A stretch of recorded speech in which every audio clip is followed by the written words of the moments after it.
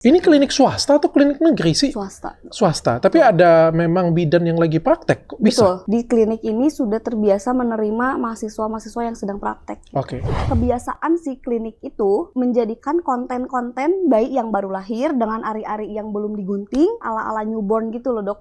Yang paling sakit sampai sekarang itu dok. Sampai sekarang saya belum bisa terima gitu. Kalau misalkan pelayanan si bidan ke keluarga sih saya nggak apa-apa ya dok. Tapi ini kan ke adik saya, maksudnya ke ibu yang melahirkan gitu. Saya lihat banget kondisi adik saya waktu itu nafasnya sesak banget gitu dok ya. Terus kondisinya banyak darah-darah di perut. Belum dibersihkan. Belum dibersihkan sama Dibiarkan sekali. saja. Dibiarkan. Setengah 9 adik saya telepon ke saya. Katanya udah berhenti detak jantung, udah nggak ada nafas, sama udah nggak ada gerak gitu, dok. Dokter Richard.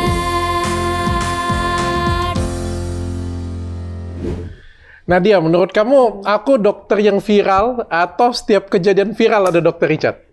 Setiap kejadian yang viral gitu pasti ada dokter Richard. Padahal aku juga sering viral loh. Jadi pokoknya setiap kejadian yang lagi viral gitu pasti ada dokter Richard. Oh iya. Tahu nggak kenapa? Karena kalau kita ngasih edukasi itu jauh lebih gampang pada saat keadaan viral. Contohnya ya, waktu misalnya kita kasih edukasi tentang jerawat ya. Kalau misalnya lagi nggak ada momen jerawat ya, susah banget. Jadi, tapi kalau misalnya pas ada yang viral nih tentang jerawatan ya, gitu, aku kasih edukasi, lebih banyak yang dengar, lebih banyak yang nonton, dan lebih bermanfaat. Oh iya betul. Berarti harus viral dulu ya dok? Ikut arus itu ada baiknya. Dan ketika aku ngelihat kasus ini, kan kamu kasus yang dari Tasik, anak 1,5 tahun yang lahir, 1,5 kilogram lahir di bawah berat badan rata-rata, dikontenin dan meninggal. Aku tertarik banget untuk ngasih edukasi tentang ini. Dan kamu tahu nggak, aku baru pulang dari Barcelona, baru mendarat dari Barcelona, dan kamu podcast pertama yang aku pilih langsung. Jadi aku minta maaf kalau aku pakai topi dan aku nggak make up hari ini. Aku nggak pakai persiapan. Tapi menurutku ini adalah kasus yang amat sangat bagus untuk kita bisa kasih edukasi ke masyarakat. Betul. Kamu dari mana? Dari Tasikmalaya. Tasikmalaya. Oke, orang Tasik memang? Orang Tasik asli. Tasik itu di mana? Jawa Barat, dekat kota Bandung. Oke. Berapa jam dari Bandung? Dari Bandung sekitar 3 jam. 3 jam. Tapi itu kota? Kota. Bukan masuk lagi ke dalam lagi enggak? Kota. Oke, dan di sana ada fasilitas kayak, sorry ya, aku belum pernah ke Tasik ya. Rumah sakit. Banyak dok. Hah? Banyak Banyak rumah sakit besar. Jadi sudah maju juga ya? Sudah maju. Kalau swasta apa aja rumah sakit swasta di sana? Rumah sakit. Hermina ada? Ada Hermina. Hermina aja ada. Jasa Kartini. Oke. Terus TMC juga, terus Prasetya Bunda, Permata Bunda. Banyak sih rumah sakit besar. Dan Nadia adalah kakak kandung dari korban. Si bayi. Yang bersuara ya? Iya betul. Yang bersuara saya. Yang bersuara paling keras kamu. Iya betul. Oke. Ini hubungan keluarganya apa? Saya kakak paling pertama. Dari ayah. Oh, dari ayahnya. Iya, dari ayah si bayi. Oke, ini pasangan suami istrinya nggak bisa hadir? Nggak bisa dok. Kenapa? Soalnya kan kebetulan adik saya lagi proses kan sekarang dok ya. Jadi banyak pemeriksaan gitu dok dari beberapa pihak gitu. Dan yang istri sehat? Masih drop. Masih lemah juga. Jadi sangat tidak memungkinkan untuk datang. Oke, nggak apa-apa. Saya dengar ceritanya dari kamu. Oke, boleh ceritakan dari awal nggak ceritanya? Oke, saya ceritain dari awal ya dok. Jadi pas Nisa itu yang cewek? Nisa ibu? Itu adik ipar saya. Jadi istri dari adik gitu. Saya kebetulan suka panggil dia Ica gitu ya dok. Ica itu kan hamil. Saya tahu banget pas dia positif hamil. Terus pertama dia periksa ke bidan. Salah satu bidan terdekat di dekat rumahnya gitu dok ya. Nah setelah itu periksa yang kedua ke puskesmas terdekat juga. Yang selanjutnya diperiksa ke klinik tersebut gitu. Jadi memang rutin diperiksa ke klinik itu gitu dok. Tapi pernah juga sih diperiksa ke salah satu dokter spesialis obgyn, dokter kandungan gitu. Waktu umur 7 bulan. Di situ di klinik itu memang ada USG dok gitu, ada bidannya, ada di klinik dokter. Tempat kejadian. Ya betul. Itu ada USG. Ada USG. Ada dokter. Ada dokter. Ada ya bidannya jelas juga ya jelas berarti ya. bidannya juga. Oke, ini klinik resmi ya? Klinik resmi. Dokternya dokter umum atau dokter kandungan, spesialis kandungan? Dokter umum sih. Dokter umum. Iya, betul. Ya, oke. Silakan lanjutkan. Nah, terus pada saat kejadian itu dok ya, tanggal 13 November 2023, hari Senin, Nisa jam 16.00, Nisa pergi ke klinik, diantar sama kakaknya. Oke. Diantar sama kakaknya, kebetulan adik saya lagi kerja, jadi nggak bisa antar gitu kan. Ke sana, ke klinik, sebetulnya sih sebelumnya hari Sabtu udah mules gitu, udah kontraksi. Tapi kata bidan masih pembukaan 1 katanya hari Sabtu. Nah hari Senin dia balik lagi ke klinik sama kakaknya. Di klinik disuruh pulang lagi, katanya masih pembukaan 2. Kata si bidan yang di klinik itu. Kakaknya pulang, terus adik saya jemput, pulang dari tempat kerjanya jemput ke klinik karena disuruh pulang lagi gitu ya dok. Dan pas yang pertama itu adik ipar saya Nisa nggak direspon gitu, maksudnya nggak direspon sama si bidan gitu. Si bidan malah sibuk main handphone kayak gitu kan dok. Jadi gimana ya, jadi tidak terlalu menanggapi gitu si bidan yang jaga di situ. Makanya disuruh pulang. Sampai dulu. sini saya tahan dulu. Sampai sini saya nggak ngelihat ada keanehan, masih wajar ya, karena kalau pembukaan 1, pembukaan 2 memang disuruh pulang, disuruh jalan dulu biasanya ya, karena memang butuh waktu yang lebih lama. Tapi saya mau tanya, ini anak yang keberapa ya? Anak yang pertama dok. Oh, ini anak yang pertama. Sudah menikah berapa lama? 2 tahun. 2 tahun. Menunda atau memang belum dapat saja? Belum dapat saja sih. Belum dapat. Jadi nggak sengaja ditunda gitu. Memang pengen. Memang pengen tapi belum dapat. Pengen tapi belum dapat. Gitu. Oke. Dan berarti cukup umur ya hamilnya ya? Cukup umur 9 bulan. Hamilnya cukup umur 9 bulan. Kalau boleh saya, ceweknya umur berapa ya? 23. 23. Oke, cukup umur juga ya. Saya memastikan itu dulu. Nanti takutnya ceweknya umurnya 16 lagi kan. Kita sudah heboh kemana-mana, rupanya ceweknya umur 16 kan. Cukup umur kehamilan juga. Dan pada waktu kehamilan memang diketahui berat badannya kurang atau ada kelainan. Waktu pas diperiksa ke dokter spesialis obgyn, itu si dokternya mengatakan bahwa si bayi itu sungsang dan berat badannya 1 kilogram. Dokter menginformasikan seperti itu. Itu waktu umur kehamilan berapa? 7 bulan. 7 bulan, oke. Betul. Kan menginformasikan ke adik ipar saya bahwa si bayi 1 kilogram, kecil katanya gitu kan, umur 7 bulan. Nah, adik ipar saya kan setiap kontrol memang seringnya memang ke klinik ini gitu, Dok. Adik saya juga memberitahukan gitu hasil USG gitu kan, terus sama yang kemarin pemeriksaan dari dokter kandungan gitu diinformasikan juga ke bidan. Apa kata gitu. bidannya? Kata bidan, ya berarti harus katanya harus banyak makanan yang bernutrisi katanya gitu, biar si berat bayinya normal katanya gitu. Nah udah, terus kembali lagi. Nah dari situ udah nggak ke dokter obgyn lagi, memang 1 kali selama kehamilan, coba 1 kali ke dokter obgyn. Nah dari situ kembali lagi kan ke klinik, memang kontrolnya memang rutin ke situ. Kebetulan kan adik saya punya KIS ya dok. KIS-nya itu vaskes pertamanya di klinik itu. KIS itu apa tuh? Kartu Indonesia Sehat. Oke. Gitu, ya. Saya garis bawahin. Pemerintah itu. Berarti kita datang ke klinik ke sana itu gratis. Gratis, tidak bayar ya. Oke. Iya, kalau untuk pemeriksaan check up dan kontrol itu gratis, tapi kalau untuk USG itu katanya bayar sih. Ada tambahan kalau mau USG. Iya, betul. Kalau mau USG ada tambahan. Pernah USG di situ? Sering USG, Dok. Di bidan itu, di klinik itu. Bidannya yang USG? Bidannya yang USG. Canggih-canggih ya bidannya. Terus apa kata bidannya? Nah, kata bidannya sih waktu pas terakhir. Mohon maaf Bu Bidan. Waktu pas terakhir kontrol check up itu katanya bayinya udah bagus, udah normal. Oh. Pada saat terakhir check up? Terakhir check up itu bayinya bagus, normal, tapi tanpa di USG, Dok. Oh, tanpa di USG. Jadi diapain? Terawang. Nggak tahu, pokoknya di check up terakhir gitu, Dok. Katanya posisinya udah bagus, katanya gitu kan. Soalnya kan terakhir dari dokter obgyn sungsang ya dok. Oke, tapi kalau 7 bulan memang masih berputar-putar di situ. Betul, gitu ya. Nah, terakhir di check up sama bidan tersebut, posisi bayi sudah aman, katanya sudah bagus, sudah normal gitu. Jadi intinya sudah bagus lah, udah siap untuk melahirkan nanti. Oke, tapi berat badan tidak diketahui? Berat badan tidak diketahui. Oke. Iya. berat badan, tinggi badan bayi juga kan biasanya kalau di USG saya kan juga pengalaman ya dok, pengalaman hamil gitu kan, jadi setiap periksa pasti dikasih tahu kan ini berat bayinya berapa, tinggi bayinya berapa gitu ya dok.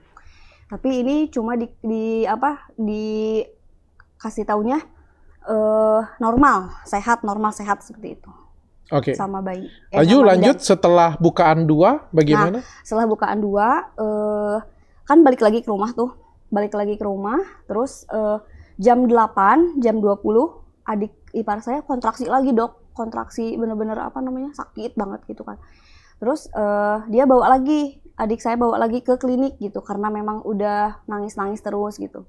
Bawa lagi ke klinik, di klinik masih sama seperti itu, bidan nggak menanggapi gitu dok, jadi tidak merespon gitu, masih tetap pembukaan 2 katanya. Kata bidan nanti dicek lagi jam 12 malam gitu kata bidan. Si bidannya yang saya ya ampun ini kok bidan kayak kurang maksudnya kurang respon gitu. Harusnya kan ada ibu yang mau melahirkan gitu, terus terlebih kan si posisi ibunya kan nangis gitu ya dok, terus udah kayak kesakitan, harusnya kan dikasih edukasi, ini sepengetahuan saya dok ya, dikasih edukasi, terus dipijit punggungnya gitu kayak gitu dok, terus dikasih minum gitu, terus dipandu lah biar ini pernafasannya harus begini gitu. Tapi ini enggak dok, jadi sebenarnya sibuk main handphone kayak gitu, terus kekeh nanti diperiksanya jam 12 malam. Oke, dicuekin ya? Dicuekin. Oke. Nah gitu, setelah itu adik saya nganter Nisa ke kamar mandi, katanya pengen buang air kecil. Nah di kamar mandi banyak keluaran darah gitu dok, banyak banget keluaran darah. Adik saya sempat bilang ke bidan gitu, Bu ini istri saya keluaran darah banyak katanya gitu. Terus bidannya malah itu udah biasa katanya gitu, kalau mau lahiran emang kayak gitu katanya gitu, jadi banyak keluaran darah gitu kan, masih dibiarin, masih dicuekin gitu. Itu jam 21.30 masih tetap dibiarin, Tapi masih di klinik ini, sudah di klinik ya? Sudah di klinik. Dan posisinya adik saya di ruang bersalin. Oke. Ya. Sudah standby di klinik ya? Tuh, sudah standby di klinik, tapi si bidan masih tetap sibuk dengan handphone gitu. Entah itu menghubungi siapa, entah itu apa gitu, main handphone. Kebetulan si bidan yang punya kliniknya itu sedang tidak ada di Tasik, maksudnya sedang tidak ada di klinik gitu. Katanya sih lagi perjalanan menuju pulang kayak gitu. Jadi yang ada di klinik bidan jaga dan bidan yang mahasiswa yang sedang praktek gitu. Oh, oke. Ini klinik swasta atau klinik negeri sih? Swasta. Tapi ada memang bidan yang lagi praktek, kok bisa? Betul, ada bidan yang lagi praktek di situ. Katanya memang di klinik ini sudah terbiasa menerima mahasiswa-mahasiswa yang sedang praktek. Oke. Sampai sana juga saya nggak ngelihat ada yang salah. Terus Betul. Lanjutkan, silakan. Nah, ya pelayanan ya. Pelayanan ini kan sensasi. Betul. Mungkin menurut dia sudah sempurna, mungkin menurut ibunya kurang nyaman. Kan namanya kan ini kan adalah persepsi ya. Persepsi. Tapi orang kan beda-beda. Saya melihat SOP-nya dulu di sini ya. Kan. Untuk SOP gitu. masih oke lah ya kita ngomongnya. Walaupun pasti nggak nyaman. Pasien kan pengennya pelayanan sempurna gitu kan. Ya susah juga Bu, namanya juga gratis. Jadi memang kan kita juga nggak bisa apa-apa ya dok, karena kan memang pakai kis mungkin, karena juga kita kan ini jangan-jangan pakai kis kurang dihargai ya. Betul, jadi kan kita berasumsi seperti itu ya dok. Nah, pada kenyataan memang kayak gitu. Iya, pada kenyataannya memang seperti itu. Jadi kalau yang pakai pasien pakai BPJS, pakai KIS, pasti dilayaninya jadi kurang kurang maksimal sih. Saya berpendapat ini nggak di semua rumah sakit atau nggak di semua klinik ya dok. Ya di klinik itu gitu. Pada kenyataannya semua Bu sebenarnya. Kalau itu sih saya kurang tahu.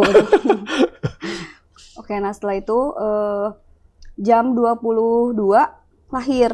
Oh, lahir? Jam 22 lahir. Oh, jam 22 lahir langsung? Jam 22 lahir. Normal. Dipimpin oleh si bidan yang jaga. Oke. Iya, masih bukan dokter? Bukan dokter. Dan bukan bidan yang punya klinik di situ kan. Itu kan bidannya gitu ya dok. Tapi bidan resmi? Bidan jaga gitu. Bidan resmi ya? Benar-benar bidan ya? Iya, benar-benar bidan gitu. Katanya kan masih di jalan gitu kan, mau ke klinik katanya gitu kan. Nah udah situ bayi lahir jam 22. Nah, yang miris gitu ya dok buat saya gitu. Soalnya waktu pas anak lahir, pas bayi lahir, saya kan ada di klinik dok. Saya di klinik gitu, saya nunggu di ruang tunggu. Saya lama nggak dibolehin masuk sama sama si bidan itu gitu. Saya kan ya di situ mulai ada kejanggalan sih dok. Kok ini nggak dibolehin masuk gitu, cuma suaminya aja yang boleh masuk gitu di situ. Lama. Saya tanya, ini kenapa sih kok nggak boleh masuk gitu? Kata si bidan, nanti ya ini katanya bayinya kecil katanya gitu. Oh ya udah. Jadi memerlukan banyak oksigen. Kalau banyak orang takutnya nafasnya terganggu atau apa gitu ya. Oke gitu, saya nggak apa-apa. Tapi taunya pas adik saya memberitahukan gitu, si bidan itu waktu pas pada saat melahirkan,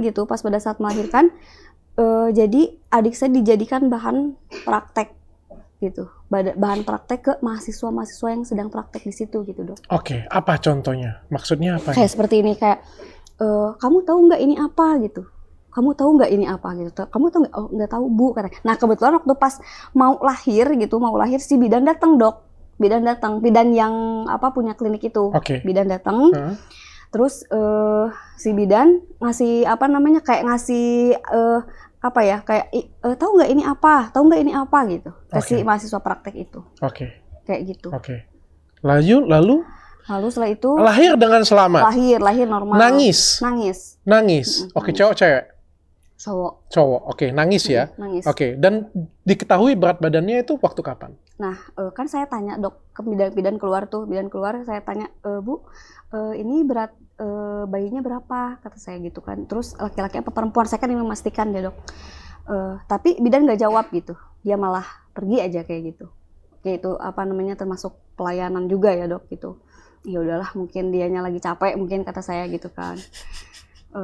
Saya tanya, kakak Nisa tanya, bapaknya Nisa tanya, nggak dijawab gitu. Saya kan tanya berat bayinya berapa gitu, jenis kelaminnya apa, itu kan hal yang sangat wajar ya dok. Gitu. Nggak dijawab sama sekali. Oke. Saya tanya 2 kali nggak dijawab, bapaknya Nisa nanya juga nggak dijawab, kakaknya Nisa nanya nggak dijawab juga. Ya udahlah, nggak apa-apa gitu kan. Nah terus bidannya ke tempat lobby gitu ya dok ya. Nah terus saya samperin kan gitu, karena saya mau samperin adik saya belum bisa kan dok, belum bisa. Terus saya samperin bidannya gitu, Bu, ini bayinya normal nggak dok?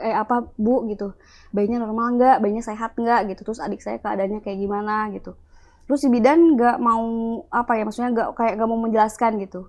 Tunggu ya, saya lagi konfirmasi dulu sama pihak rumah sakit katanya. Terus saya juga mau menjelaskannya sama suaminya katanya gitu. Oh ya udah nggak apa-apa bu kata saya. Kebetulan suami ya maksudnya adik saya lagi pulang dulu, soalnya sarung tangan bayinya ketinggalan katanya gitu. Jadi disuruh pulang dulu sama bidan ngambil sarung tangan. Nggak lama adik saya kembali lagi ke klinik. Terus saya mendengarkan sekali dok, karena waktu pas bidan yang ngasih tahu bahwa bayinya harus tunggu katanya mau dikonfirmasi dulu ya ke pihak rumah sakit, saya berdiri di situ, jadi saya mendengarkan gitu. Kata bidan, nanti ya katanya ini mau lagi dikonfirmasi dulu nih ke pihak rumah sakit umum katanya gitu. Kenapa? Soalnya bayinya ini katanya dok kecil, 1,7 kilogram. Di klinik 1,7 kilogram. Di klinik 1,7 kilogram. Terus nafasnya juga masih belum sempurna katanya gitu dok, kata si bidan gitu. Jadi saya harus tunggu dulu ya balasan dari pihak rumah sakit. Harus dirujuk gak ke rumah sakit gitu untuk di inkubator katanya gitu. Kalau misalkan harus di inkubator ya kalau bahasa Sundanya wayahna katanya gitu ya dok. Jadi mau tidak mau katanya gitu. Ya kalau kita sih keluarga ya yang terbaik aja gitu ya dok gitu. Nah udah gitu pergilah si bidan itu, tapi nggak tahu kemana gitu kan. Saya kan nunggu konfirmasi dari bidan gitu kan. Ini anak harus dirujuk atau enggak gitu. Bidannya pergi, terus saya samperin ke ruangan bersalin. Saya samperin ke ruangan bersalin. Saya lihat kondisi adik saya gitu dok. Saya lihat kondisi adik saya, terus saya lihat kondisi bayi gitu. Yang paling sakit sampai sekarang itu dok, yang paling bikin sampai sekarang saya belum bisa terima gitu. Kalau kalau misalkan pelayanan si bidan ke keluarga sih saya nggak apa-apa ya dok, tapi ini kan ke adik saya, maksudnya ke ibu yang melahirkan gitu. Saya lihat kondisi adik saya masih banyak darah-darah yang bekas lahiran gitu. Saya kan tanya ke bidan, Bu ini kok nggak dibersihin? Saya bilang gitu kan. Tapi bidannya nggak jawab. Jadi adik saya cuma ditutupin pakai kain doang gitu dok, si kakinya gitu. Kan adik saya lemas bangun tetap nggak bisa ya dok ya, baru beres melahirkan gitu. Terus kondisinya juga napasnya saya lihat banget kondisi adik saya waktu itu, nafasnya sesak banget gitu dok ya. Terus pusing, terus lemas udah jelas gitu. Terus kondisinya banyak darah-darah di perut gitu, di belum paha. dibersihkan. Belum dibersihkan sama sekali. Dibiarkan. Soalnya saya yang membersihkan darah-darah itu dok. Oh, kamu yang bersihkan? Saya yang bersihin, saya yang ngelapin, saya yang bersihin gitu. Terus nggak lama datang bidan gitu, dia nyuruh adik saya itu ya katanya ibunya pipis dulu ya, katanya bersihin gitu, bersih katanya gitu, bersih sendiri ke kamar mandi katanya gitu. Kan saya aneh kan, saya kaget kok bidan nyuruh bersih sendiri gitu. Kan ini kan ibu yang maksudnya habis melahirkan, belum masih jauh dari stabil ya dok ya, disuruh bersih sendiri gitu ke kamar mandi gitu. Kan saya juga kok kayak gini, di situ saya udah mulai janggal gitu dok. Terus saya kan gini, Bu, ini gimana adik saya masak sendiri sih dok, masak sendiri sih gitu Bu ke kamar mandi gitu. Okay. Kan kondisinya masih lemah gitu, baru beres melahirkan. Kata bidan nggak apa-apa katanya, biar mobilisasinya cepat sehat katanya gitu, cepat normal lagi gitu. Pertama saya dengar ada rumus seperti itu. Makanya saya juga kaget gitu, saya sakit hati, saya kaget gitu. Terus ini Bu, kata saya adik saya kondisinya ini napasnya sesak gitu. Saya bilang ke bidan gitu. Terus si bidan bilangnya nggak apa-apa, itu kan udah biasa abis beres melahirkan katanya gitu. Nggak dikasih minum sama sekali gitu dok. Kalau sama keluarga sih dikasih minum segala macam gitu ya, dikasih makan apa gitu. Kalau dari pihak klinik nggak ada, sebelum melahirkan nggak dikasih apa-apa, setelah melahirkan nggak dikasih apa-apa juga. Malah dibiarin gitu, saya yang bersihin darah-darahnya gitu, saya yang lapin, saya yang bersihin. Saya juga kan bingung dok, ini bersihin ini, takut salah gitu ya dok. Infeksius, takut tangan saya juga takut banyak bakteri atau apa gitu kan. Saya cuci tangan dulu dok, tangan dulu. Terus saya bersihin pakai tisu basah gitu, saya bersihin terus, pas saya buka, ya ampun ini masih darah, masih banyak banget dok di situ. Coba dikasih pembalut doang, itu juga nggak dikasih celana gitu. Jadi kan si pembalutnya jadi nggak ini ya dok, jadi nggak nempel gitu. Saya berdasarkan yang saya lihat dan saya ini gitu ya dok. Nah, terus sama saya dibersihin punggungnya dilapin, darahnya dilapin. Terus sama saya dipapah ke kamar mandi. Soalnya dia sendiri bangunnya bingung gitu kan. Adik saya bilang, Teh bangunnya susah ya, gimana katanya gitu. Saya juga kan bingung ya dok, gimana ini bangunnya gitu. Soalnya kan masih lemas juga gitu, dan napasnya juga masih sesak. Terus demam juga, dia demam dok. Jadi menggigil. Iya. Terus karena keluar darah banyak. Betul, makanya saya juga kaget kok kayak gini gitu. Okay. Saya nyari bidan gitu, maksudnya tolong dong papa adik saya gitu. Okay. Tapi bidan nggak ada. Berarti pelayanannya benar-benar jelek sekali ya. Oke. Nah terus saya bangunin adik saya, sama suaminya, saya bangunin, terus saya papa ke kamar mandi. Di kamar mandi sama saya dicebokin dok, dibersihin. Sendiri? Gitu. Sama saya dibersihin. Sama saya dibalur pakai minyak telon. Sama saya digantiin dasternya, dipakein pembalut lagi gitu, banyak. Dia keluar darah banyak banget dok. Sampai dia bilang, Teh ini gimana ya, darahnya banyak banget katanya gitu. Aduh gimana ya, sebingung, Teteh juga bingung Ca gitu kan. Aduh saya nyari-nyari Terus kan saya ke adik saya, Dek tolong panggilin bidan soalnya ini banyak banget keluar darah, saya bilang gitu. Terus ada bidannya datang nyamperin gitu ke kamar mandi. Kata bidan bilang, nggak apa-apa, itu mah udah biasa katanya, memang darah itu katanya darah abis lahiran katanya gitu. Oh ya udah gitu. Sama saya dibersihin pakai air hangat gitu ya dok. Air hangat gitu, saya beresin dasternya, saya pakein baju, saya pakein celana, pakai segala macam gitu. Udah selesai beresin adik di kamar mandi. Saya papah lagi adik ke ruang bersalin gitu. Terus saya tanya juga ke adik, Cak, kamu nggak diinfus? Saya bilang, soalnya kamu nafasnya juga sesak gitu. Nggak diinfus sama sekali? Sama sekali nggak diinfus. Dan jawaban adik saya begini, enggak teh katanya, soalnya tadi kata bidan bilang kalau diinfus cairan NaCl atau apa sih dok ya? Saya itu katanya 100.000 satu. Bayar lagi 100.000. Saya sangat ingat itu.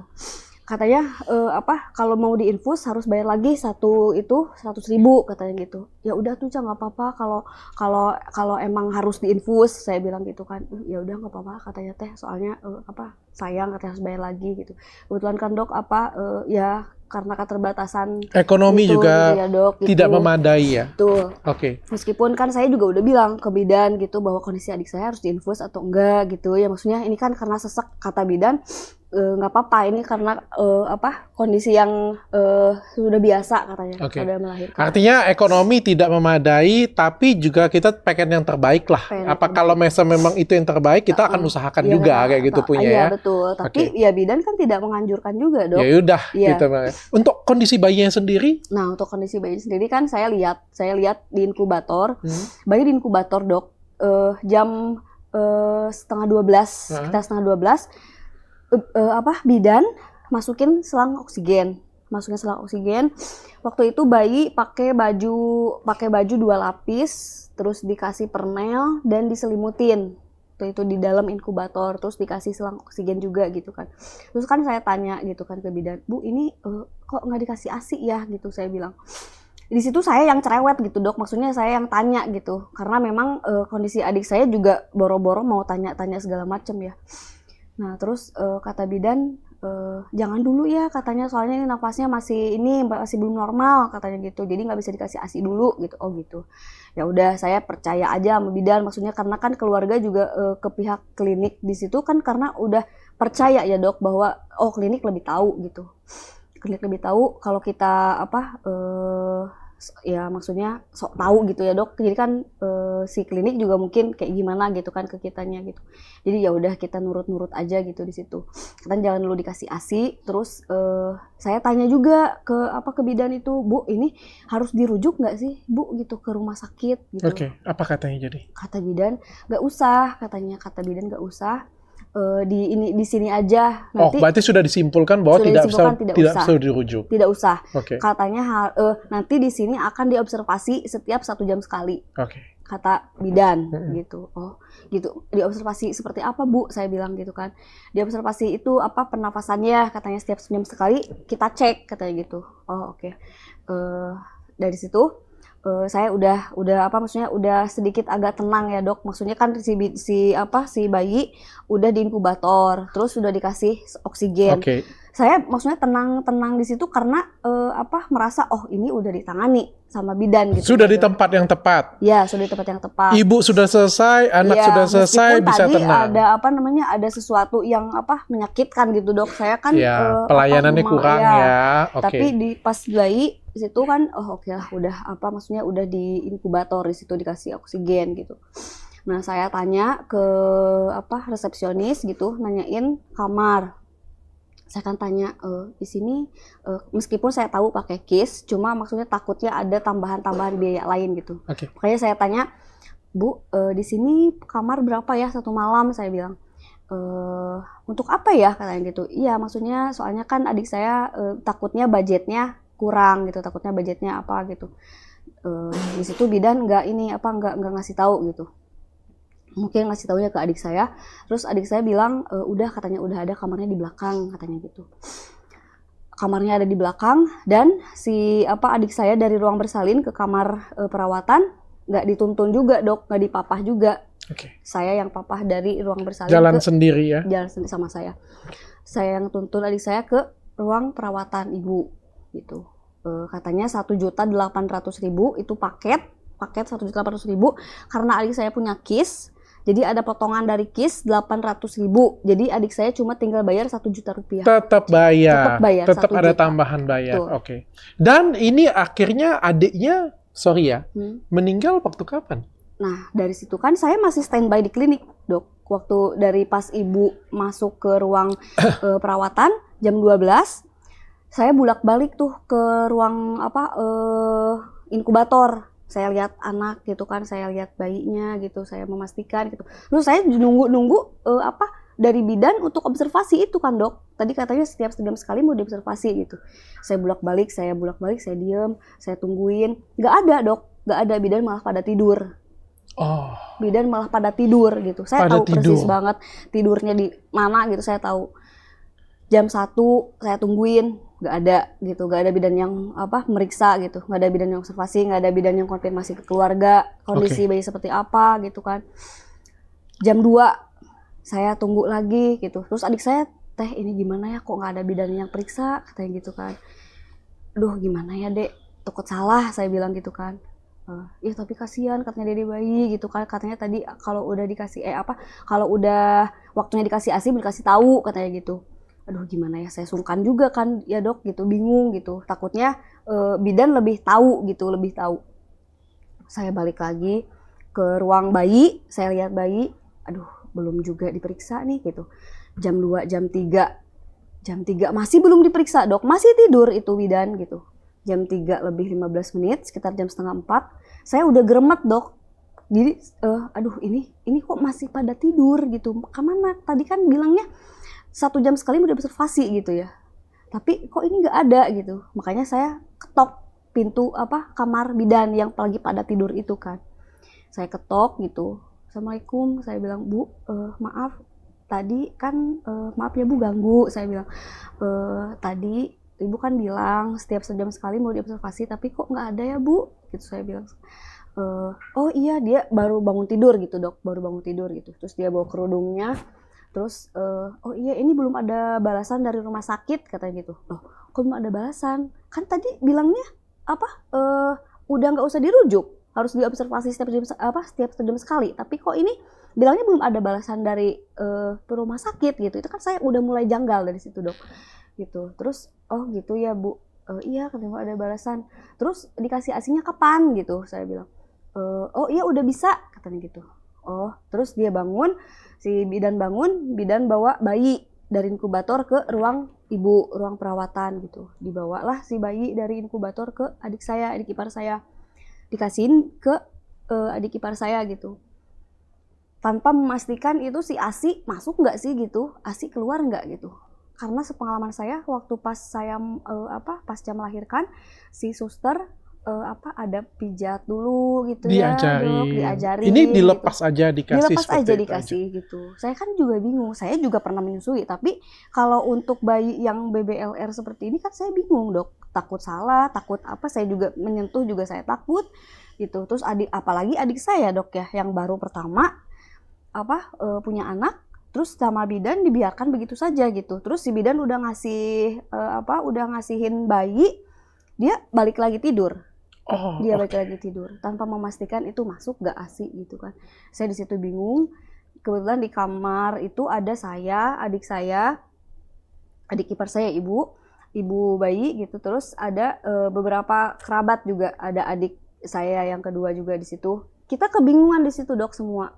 Ini gimana ini gitu, ini gimana? Gak masuk. Terus mau bangunin suster mau bangunin bidan juga takut, sungkan juga, segan gitu kan. Karena jamnya jam pagi ya. Iya jam setengah 4 lebih dok. Tapi bayinya menyusui kah? Nah itu dia dok, itu si bayi nggak bisa nggak bisa ngejangkau si puting ibu gitu. Jadi mangap gitu dok, tapi nggak bisa nyusui gitu. Kayak gitu dok, saya juga aneh kok ini bayi kayak gini gitu. Terus kondisi bayinya pada saat itu saya ingat sekali gitu ya dok, biru. Saya mau ngomong ke adik saya, takut mengecilkan hati gitu ya dok, karena ya bayinya kecil, takutnya dia tambah drop, takutnya kecil dia tambah sekali. sedikit kecil 1,7 kalau di klinik dok, kecil gitu. Terus sama saya berusaha udahlah sini gitu kan, maksudnya biar masuk gitu ASI-nya gitu, tapi tetap aja nggak masuk dok. Nggak masuk gitu. Saya juga di situ udah sempat maksudnya aduh gitu gerempet banget, saya pengen ngetok lagi cuma takut segan gitu, ya udahlah gitu ya sama saya dibantu untuk biar ASI-nya masuk gitu, tapi nggak masuk sama sekali gitu. Nah dari situ saya pulang dulu dok, setelah adzan subuh saya pulang dulu. Nah kebetulan adik saya yang kedua itu handphonenya ketinggalan di klinik gitu kan, bareng sama saya pulang, cuma handphonenya ketinggalan di klinik gitu. Terus balik lagi kan tuh dok, balik lagi habis beres sholat subuh balik lagi ke klinik, dan si bayi masih ada di pangkuan ibu, masih ada di pangkuan adik ipar saya gitu, belum dibalikin lagi sama bidan juga masih pada tidur waktu itu. Nah sekitar jam setengah enam bidan ada itu bangun, mungkin ngambil bayi ke inkubator katanya gitu dok. Nah sekitar jam 6 diambil lah si bayi, katanya mau dimandiin mau dimandiin. Bidan juga bilang ke ibu bayi, ke adik ipar saya, mau dimandiin dulu ya katanya gitu. Terus sempat minta shampoo bayi, sabun bayi, sama handuk gitu yang peralatan mandi lah gitu dok. Diambil lah si bayi gitu, katanya mau dimandiin dulu ya katanya gitu. Dimandiin dulu sama bidan, lama banget dok itu dimandiin, sekitar jam setengah lah dimandiin. Nah dari situ ibu saya datang ke klinik gitu. Pas itu lagi ibu saya tanya, ini Ica kemana bayi katanya gitu. Lagi dimandiin dulu mah kata Ica gitu. Kok dimandiin gitu. Nah itu kan harusnya setahu saya dok ya, yang bayi BBLR itu nggak boleh dimandiin, setahu saya gitu. Nah dari situ si bidan balik lagi ngasihin bayi ke ibu, katanya udah maaf ya lama, katanya udah dimandiin sama difoto dan video katanya gitu. Difoto dan di video gitu situ. Padahal itu nggak ada izin dok, nggak ada izin gitu kan. Jadi pas bilangnya setelah dimandiin, difoto dan di video gitu.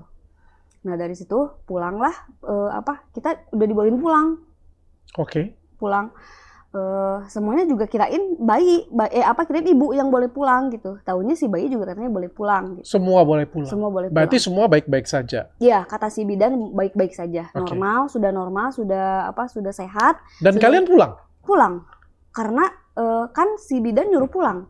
Gitu. Padahal kita tanya gitu, kita semua tanya, ini bayi udah sehat belum? Bayi udah normal belum gitu? Terus ini bayi harus dirujuk gak ke rumah sakit gitu? Gak ada pembicaraan, pokoknya disuruh pulang, artinya baik-baik saja semuanya. Baik-baik saja kata si bidan gitu kan, disuruh pulang tanpa ada surat keterangan pulang, tanpa ada surat keterangan pulang, tanpa ada surat kelahiran, tanpa ada administrasi pembayaran dok, kwitansi. Kenapa? Gak tahu dok. Adik saya kan bayar dok 1 juta, tapi nggak ada kwitansi. Administrasinya yang jelek ya mungkin ya. Jadi bayi lahir nggak ada surat kelahiran, bayi pulang nggak ada surat pulang. Belum ada suratnya. Nggak ada. Kita sampai sekarang nggak nerima dok, nggak nerima surat-surat gitu dok. Terus Stres saya mak. Terus si bidan juga kan bilang katanya ini nanti 3 hari lagi harus check up ya gitu. Harus kalau check up kan dok harus ada surat pengantar ya dok, surat pengantar check up. Itu juga nggak dikasih? Nggak dikasih, pokoknya kita keluarga nggak nerima selembar kertas pun, berkas-berkas dari klinik itu gitu dok. Udah kita pulang. Dan akhirnya adiknya ada apa-apanya kapan? Nah waktu pas di rumah gitu dok, kondisi si bayi itu makin membiru gitu dok, makin biru. Ibu saya yang lihat, ibu saya telepon, ini bayi kok kayak gini ya, biru gitu. Kondisinya tuh biru, apalagi bibirnya gitu dok ya. Terus, nah sempat BAB juga tuh bayi dok. Maghrib, sore sama maghrib. Nah, sekitar jam 8, setengah 9, adik saya telepon ke saya.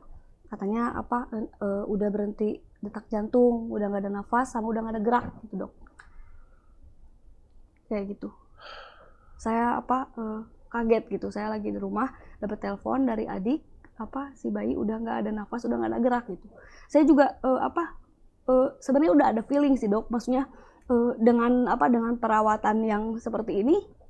Ternyata ini gitu sampai meninggal ternyata gitu kan. Saya ke sana, saya ke rumah adik saya, di rumah adik saya udah nggak ada siapa-siapa, udah dibawa ke klinik sama adik saya gitu kan. Adik saya sempat telepon ke klinik, soalnya katanya kalau ada apa-apa telepon aja ya katanya gitu. Terus si bidan juga sempat ngomong gini, nanti kalau di rumah nggak ada gerak, gelikitin aja katanya kakinya gitu kan, gelikitin aja gitu. Terus sama ibu saya juga sempat ditanya, ini harus diangetin nggak di rumah gitu, harus dirawat atau harus diapa gitu, harus dibawa dirujuk ke rumah sakit? Enggak, mereka bilang itu normal sehat aja kayak gitu. Terus dibawa ke klinik, di klinik ada dokter yang meriksa gitu. Di klinik juga sempat digedor-gedor dulu, soalnya tutup dok. Klinik yang sama ya? Klinik yang sama, sama tutup padahal kan klaimnya 24 jam, tapi tutup gitu, digedor sama supir angkutan umum gitu dok ya, digedor soalnya kan khawatir bayi udah nggak ada gerak, udah nggak ada nafas gitu, digedor barulah keluar tuh ada salah satu dokter, terus dia bolehin masuk, terus diperiksa cuma di stetoskop doang sama dilihat matanya gitu dok, mata si bayi, terus dia bilang ini udah meninggal katanya gitu, udah pergi aja gitu tanpa ada bilang ke keluarga atau apa gitu kan. Ngasih keterangan tuh ini bayi gimana gitu kan meninggalnya karena apa ini itu, nggak ada gitu sama sekali, pergi aja. Saya juga nggak tahu itu perginya kemana dokter itu gitu. Terus ada bidan di situ malah pada ngumpet dok, kan kita datang tuh satu persatu kan ke klinik gitu, malah pada ngumpet, cuma ada satu orang bidan, ini kan bayi gitu, bidan duduk, terus kita tanya nih, ini kok bisa kayak gini gitu, saya sempat marah-marah di situ dok. Terus si bidan yang ngumpet-ngumpet di situ kan sama saya sampai dibuka pintunya gitu, sama saya, ini kamu keluar, ini gimana ini bayi gitu. Tapi mereka malah pada diem, mereka nggak ngomong, cuma bentar ya saya WA dulu, nggak tahu WA siapa gitu. Di situ saya sama adik saya yang kedua marah-marah gitu dok sama ibu saya. Nah dari situ kita kan pengen memastikan ya dok ya, siapa tahu ini bayi masih bisa tertolong. Soalnya kan di situ kita dibiarin dok, lahir nggak dikasih surat keterangan lahir, pulang nggak dikasih surat keterangan pulang juga, dan meninggal juga nggak dikasih surat kematian gitu. Kita bawa bayi ke rumah sakit Jasa Kartini gitu. Kita bawa ke sana di rumah sakit Jasa Kartini sama suster sama dokter yang di IGD itu dok, mereka pada aneh gitu, pada heran. Kok ini bayi nah di rumah sakit Jasa Kartini ditimbang 1,5 ternyata dok. 1,5 kilogram. 1,5 kilogram. Kita lihat 1,5 kilogram Jasa Kartini, dan memang ada bukti catatannya dok. Iya. Dan mereka bingung kenapa yang seperti ini. Iya, kenapa kok bisa pulang gitu. Malah mereka juga sempat marah gitu ke kita, ke keluarga gitu. Kok bisa pulang ini, kenapa nggak dirujuk ke rumah sakit gitu. Ya saya juga kan di mana ini lahirannya, di klinik itu gitu. Saya bilang kok nggak dirujuk, kok nggak dibawa ke rumah sakit. Ya kata bidannya harus udah bisa pulang gitu kan, saya gitu kan. Udah bisa pulang, udah sehat, udah normal. Ini harus di inkubator katanya gitu. Mereka juga sangat menyayangkan dok. Sangat menyayangkan kok bisa ini bayi 1,5 kilogram bisa pulang gitu dok. Oke. Iya, aneh gitu kan. Oke, dan kamu tahu dari mana bahwa itu mohon maaf ya saya tanya ya, bahwa adiknya sempat di konten? Jadi begini dok ya, kan di foto, di video itu si bidan ngirimin ke adik saya gitu dok, foto dan video itu. Kenapa saya berasumsi itu akan dijadikan konten? Karena saya mengikuti Instagramnya, memang mengikuti Instagramnya gitu. Dan kebiasaan si klinik itu menjadikan konten-konten bayi yang baru lahir dengan ari-ari yang belum digunting. Mereka jadikan konten gitu, terus ala-ala newborn gitu loh dok. Kayak gitu. Foto bayi newborn. Ya, newborn gitu kan. Oke, misalkan newborn nggak apa-apa, tapi kan normal, misalkan kan kita harus dilihat dulu. Ini bayi normal nggak sih berat badannya gitu. Terus harus ada izin dulu dong dari pihak orang tuanya gitu. Kan ini nggak ada gitu. Terus apa nggak dilihat ini si bayi kecil. 1,5 kilogram gitu. Saya kenapa bilang 1,5 kilogram? Karena di rumah sakit terakhir 1,5. Saya lihat 1,5 kilogram. Oke, tanggapan kalian dan keluarga, terutama pasangan suami istri melihat anak. Iya, sakit hati dok. Jadi kita keluarga bukan nggak menerima takdir ya dok. Kalau misalkan si bidan dan tenaga medis lainnya udah melakukan yang terbaik gitu ke ibunya gitu, khususnya ke anak ya dok ya, udah melakukan perawatan yang intensif dengan maksimal sesuai standar medis gitu ya dok, terus meninggal ya kita terima gitu dok, takdir, oh ini udah takdir mungkin gitu kan. Tapi kan saya lihat ini bayi dengan berat badan 1,5 kilogram disuruh pulang cuma hanya beberapa jam saja dan tidak diinkubator gitu. Harusnya bisa selamat. Harusnya bisa selamat, betul. Oke, kita nggak menyalahkan 1,5 kilogramnya. 1,5 kilogramnya ini adalah proses kehamilan. Iya, betul. Ya. Tapi kalau misalnya dirawat dengan baik, mungkin 1,5 kilogram ini bisa banyak, jadi lebih baik. Betul, banyak. Teman saya juga ada yang lahir 1 kilogram, anaknya 1,5 kilogram. Tapi sampai sekarang mereka sehat. Tapi karena ini tidak dilayani dengan baik, itu dia, tidak dirawat sehingga dengan jadi loss. Betul.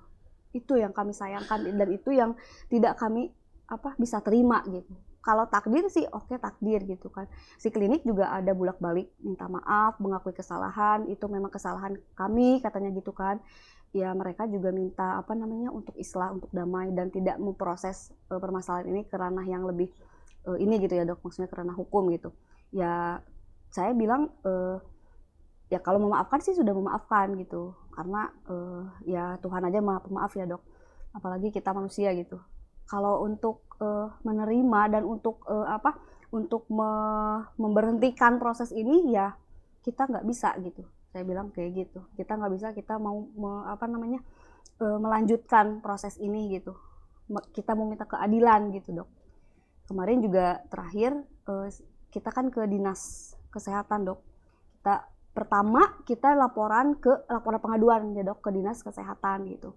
Dinas kesehatan menyarankan untuk tidak dulu laporan ke polisi gitu. Dinas kesehatan nanti katanya ada proses mediasi gitu kayak gitu. Jadi dipanggil pihak klinik, dipanggil pihak keluarga gitu, dimediasi gitu. Terus dari situ mungkin ini, tapi ya kita berpikir ini kan klinik di bawah naungan dinas ya dok, di bawah naungan dinas kesehatan gitu ya, otomatis mungkin akan dilindungi lah gitu. Terus keadilan kita keluarga nggak dapat dok gitu ya. Dan ini sudah dilaporkan? Sudah dilaporkan. Prosesnya sampai mana? Kemarin saya di BAP di Polres Kota Tasikmalaya, ibu saya jelas ya, suaminya, maksudnya adik saya gitu. Adik saya dan saksi-saksi sudah di BAP gitu. Dan sekarang proses sedang berjalan gitu. Dan Dinas Kesehatan kemarin ada undangan dari Dinas Kesehatan hari Jumat kemarin. Hari Jumat ada undangan dari Dinas Kesehatan mengundang ibu dan ayahnya si bayi gitu untuk ke Dinas Kesehatan. Yang datang itu adik saya sama lawyer Dinas Kesehatan, tapi lawyer nggak mau dok, nggak mau jadi dibatalkan. Soalnya kan ada tim ad hoc dok, tim ad hoc ya. Tim ad hoc itu dari pihak Jasa Kartini, terus dari mahasiswa, dari kepolisian juga, terus dari dokter spesialis anak, dari ulama juga. Terus dari beberapa ini dok ya. Dari IBI juga gitu. Tapi yang pengacara aneh itu si rekamedik itu nggak dikasihin dok gitu. Jadi di pingpong gitu loh. Kayak kan tanya si lawyer saya kan tanya ke klinik rekamedik di mana gitu. Terus kata si klinik udah dikasihin ke dinas katanya gitu. Terus lawyer saya tanya ke dinas, kata dinas masih di klinik gitu, dan itu katanya bukan kewenangan dinas gitu. Jadi kayak di pingpong gitu, kayak seolah ditutupin gitu. Itu ada apa gitu. Dan itu yang sampai sekarang keluarga bertanya-tanya, ini ada apa ini gitu. Kalau saya boleh tahu, kamu sudah pakai pengacara? Sudah. Dari mana pengacaranya? Dari Tasik juga. Dari Tasik. Kamu yang cari atau pengacara yang cari kamu? Kebetulan sih suami saya dok, itu kan ada temennya gitu yang merekomendasikan, ini ada pengacara katanya gitu. Ini pengacaranya ya alhamdulillah dok, kita keluarga nggak mengeluarkan uang sepeser pun gitu dok. Dan si pengacaranya yang betul-betul ingin membantu, dan memang sampai sekarang juga kita nggak mengeluarkan uang sepeser pun. Untuk pengacaranya. Betul. Saya pengen tanya dulu keadaan keluarga, keadaan papa mama bayi sendiri bagaimana? Sangat itu dok, sangat shock gitu. Apalagi adik ipar saya nangis terus gitu. Adik saya juga sama, nangis terus gitu. Jadi katanya udah nggak ada semangat hidup gitu. Saya bilang kamu jangan gitu, kamu masih muda gitu, kamu masih masa depan kamu masih panjang gitu. Soalnya saya tahu banget dok, dia kan kerja sambil ada sampingan juga gitu kan, buat mungkin cari penghasilan tambahan juga gitu. Jadi katanya udah nggak ada semangat untuk ya maksudnya udah ada semangat lagi katanya gitu. Buat apa katanya anaknya udah nggak ada gitu. Ya mungkin wajar lah dok ya. Siapa sih yang nggak sakit hati dan nggak sedih, nggak hancur gitu, kehilangan anak yang ditunggu-tunggu gitu. Dan kehilangannya juga dengan cara yang amat sangat konyol ya. Betul, itu. Jadi ya keluarga juga sampai sekarang semakin. Apa yang diinginkan keluarga sekarang? Yang diinginkan keluarga sih keadilan aja dok. Keadilan. Betul. Keadilan aja gitu dok. Ini ada apa gitu? Kok kayak seperti ada disembunyikan gitu oleh pihak dinas. Sampai sekarang pihak klinik masih berusaha menghubungi kamu? Nggak ada. Tidak ada. Padahal sebelumnya dia sangat aktif banget gitu. Saya tuh minta maaf lah, pengen ketemu lah, udah 3 kali. Oke. Iya. Dan ada ngasih uang kompensasi mungkin gitu. Ada dijanjikan uang kompensasi? Ada. Ada ditawarkan sejumlah berapa?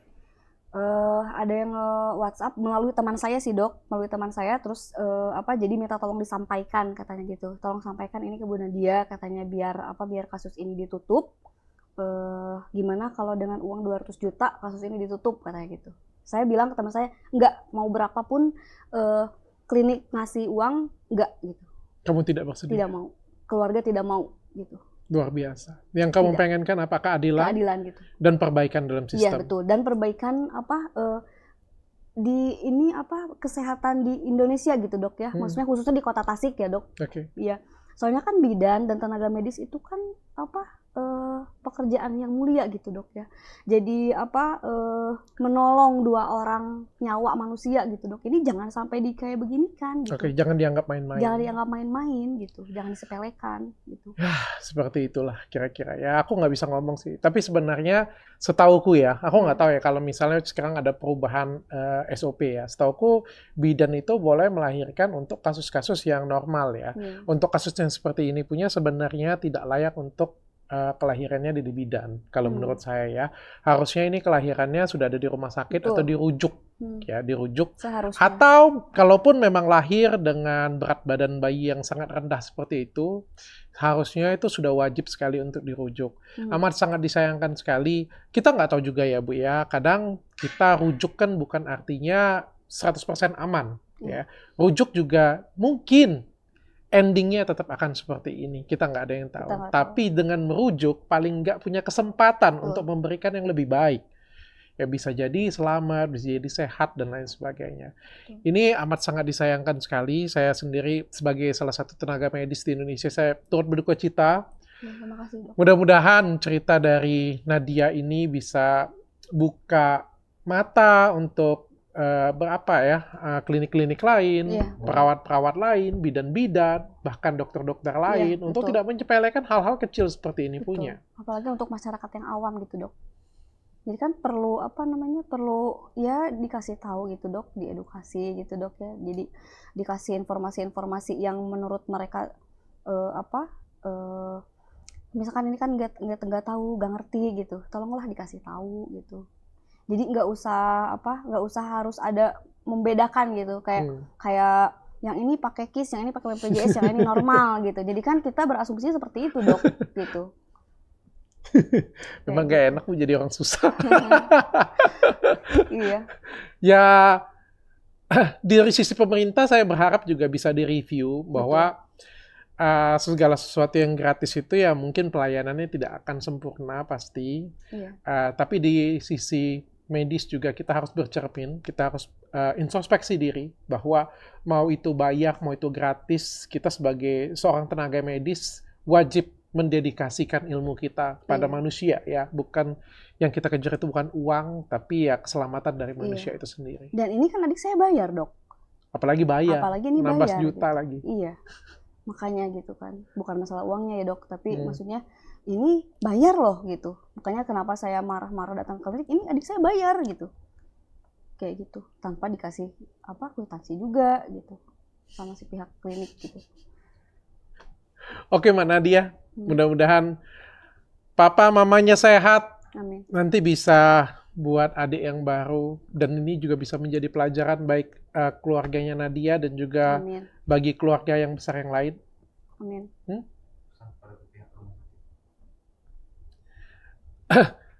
Ada pesan untuk pihak rumah sakit? Pihak klinik. Ada pesan untuk pihak klinik? Oh, kalau untuk pihak klinik sih saya nggak bisa berkata apa-apa lagi ya, Dok. Karena udah habis, maksudnya udah apa namanya, ya udah inilah gitu. Cuma saya ada pesan untuk pihak dinas, Dok, gitu. Untuk pihak dinas tolonglah jangan sampai menutup-nutupi gitu. Kalau misalkan memang ini ada kesalahan gitu, pihak klinik ada kesalahan, ya tolonglah gitu dievaluasi gitu. Terus jangan sampai ada yang ditutup-tutupi, dan itu rekam medis kan takutnya gitu kan kita asumsinya aduh ini mau diapain sih rekam medis gitu, apa mau diotak-atik atau apa gitu kan, itu suudzonnya keluarga gitu ya, Dok, karena nggak dikasihin. Jangankan dikasih rekomendasi aja, untuk minta ke klinik nggak dikasih gitu. Oke. Kalau menurut saya ini sudah masuk ke malpraktek ya. Suatu prosedur sih, yang harusnya dirujuk tapi tidak dilakukan. Ya, betul. Menurut saya, menurut saya ini sudah masuk ke arah sana. Terlepas dari administrasinya yang kalau benar itu amburadul. Betul. Dan selayaknya dinas kesehatan bisa mengambil tindakan tegas. Gitu. Tindakan tegas. Betul. Menjadi pelajaran bagi banyak orang juga. Betul. Iya. Tapi saya pengen kasih tahu kamu juga mungkin yang terakhir ya. Yang nggak beres ini di Indonesia bukan cuma kesehatannya, Mbak. Hukumnya juga. Tanya Dokter Ica.